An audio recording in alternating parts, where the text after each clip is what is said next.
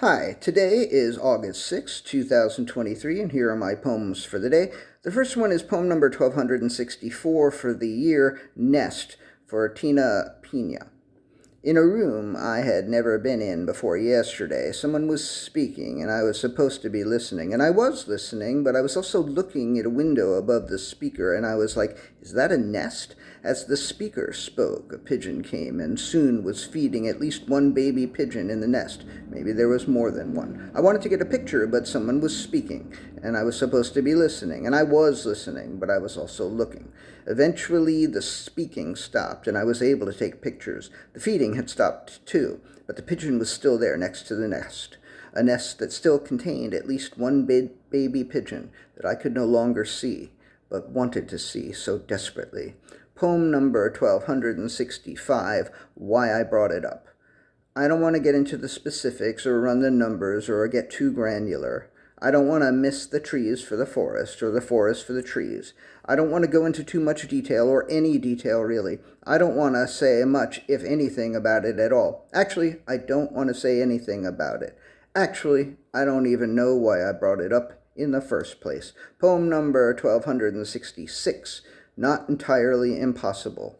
Then this morning there was another bird, probably also a pigeon. It landed on the air conditioner, then jumped to the left side of the windowsill and pecked at the plastic panel next to the air conditioner that keeps bugs, and apparently pigeons, out. Then it flew up and took another walk on the air conditioner and then jumped to the right side of the sill and pecked at the panel on that side.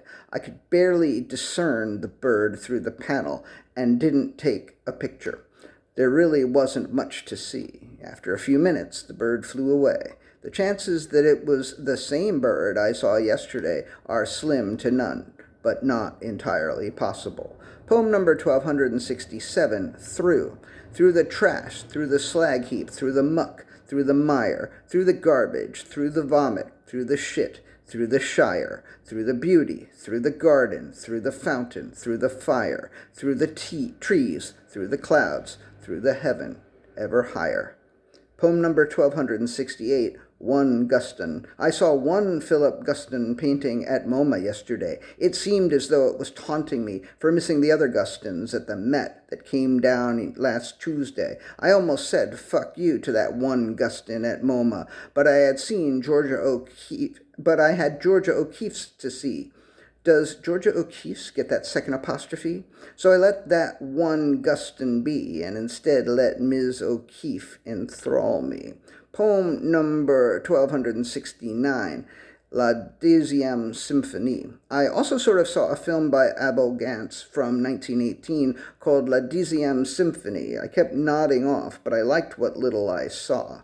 It barely compares to the other three Gance films that I also have only sort of seen, because those other threes have never been screened in their fullest full-length versions. If you think I can go on and on and on and on and on and on and on, you should check out Abel Gance.